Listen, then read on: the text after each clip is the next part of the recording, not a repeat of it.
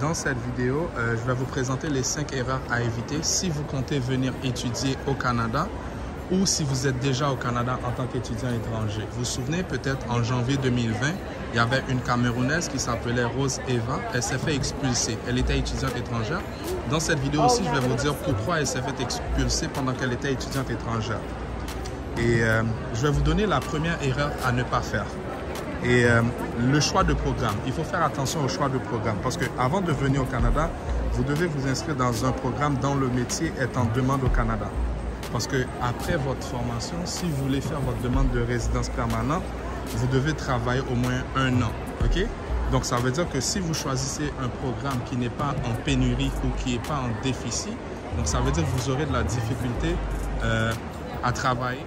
Et sur mon site nloja.ca, j'ai mis une liste de métiers dans lesquels, si vous n'êtes pas sûr de quel programme vous voulez choisir, donc vous pouvez choisir un programme dedans. Donc, vous serez sûr qu'après votre formation, vous aurez plus de chances à travailler puis après faire votre demande de résidence permanente.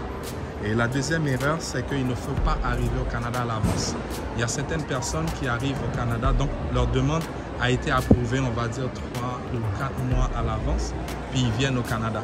Donc, moi, je vous conseille, si votre demande de permis d'études a été approuvée, il faut que vous veniez, on va dire, au moins 30 à 45 jours à l'avance. Et troisième erreur, il ne faut pas que vous travaillez avant le début de vos cours. Donc, oui, le permis d'études vous donne la possibilité de travailler pendant vos études, mais cependant, il faut que vous commencez vos études. Donc, il y a des étudiants qui viennent, qui n'ont même pas encore commencé leur formation, puis qui commencent à travailler. Et quatrième, et si vous avez terminé vos études, il faut que vous arrêtez de travailler, ok? Parce qu'une fois que vous êtes diplômé, donc vous n'êtes plus considéré comme étudiant.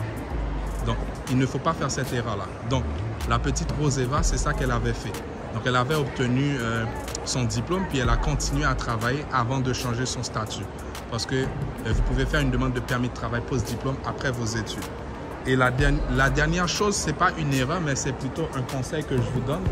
Donc, essayez de vivre en colocation. Lorsque vous vivez en colocation, vous allez dépenser moins d'argent. Donc, si vous voulez toujours venir étudier au Canada, donc vous pouvez aller sur mon site nloja.ca. Donc, aimez cette vidéo, partagez-la. Merci. À la prochaine.